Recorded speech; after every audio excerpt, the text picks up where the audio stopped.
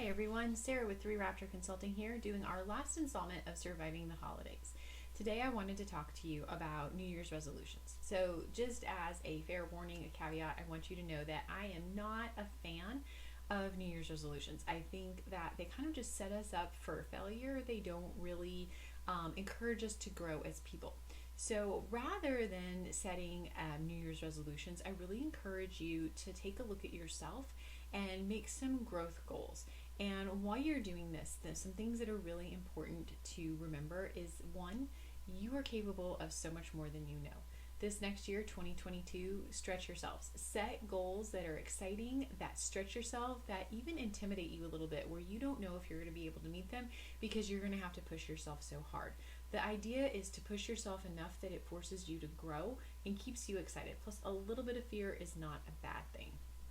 My second piece of advice is remember you have all the tools inside of you that you need to be successful. Most of us, all of us, just don't realize that we have these tools. It takes sometimes an experience, a challenge, or another person to point these tools out to us and show us how to properly use them.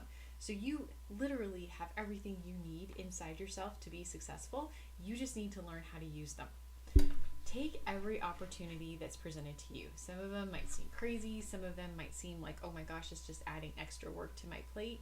But I can promise you, I have taken this approach with my career, and there have been some things I've probably regretted, but all in all, everything has been positive for my career, whether it's been teaching me a new skill, forcing me to grow, or showing me something I just don't want to do.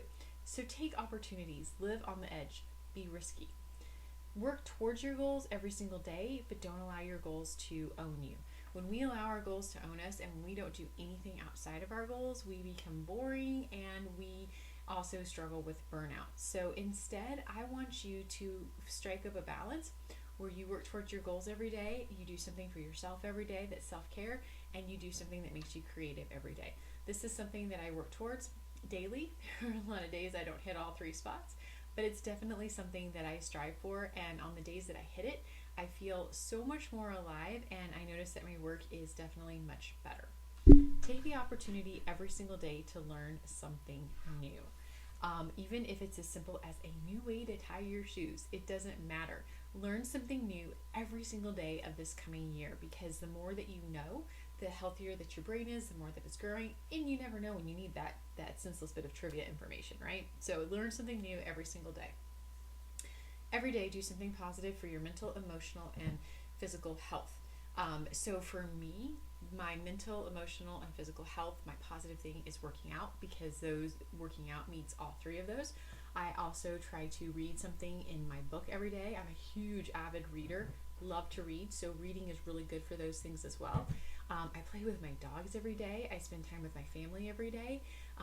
Those are the things that I do regularly to boost my mental, emotional, and physical health. I learned from one of my boxing coaches that what we put into our brains and what we put into our bodies, meaning exercise, what we do for our bodies, equals what our brains put out and what our bodies put out. So we always need to be in balance. So finding things that you can do daily that promote and encourage your mental, emotional, and physical health are huge. That same boxing coach also told me to do something for others that makes you feel connected to other people.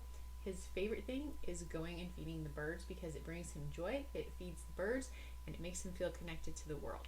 So those are my tips to you. Instead of setting New Year's resolutions, instead of doing something or saying, I'm going to do all this stuff, and you fail or stop in the first month, review your goals from 2021.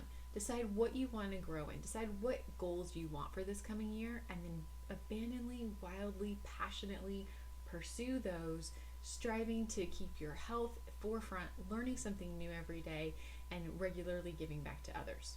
I hope you have a great New Year's and great holiday season, and I will see you again in 2022.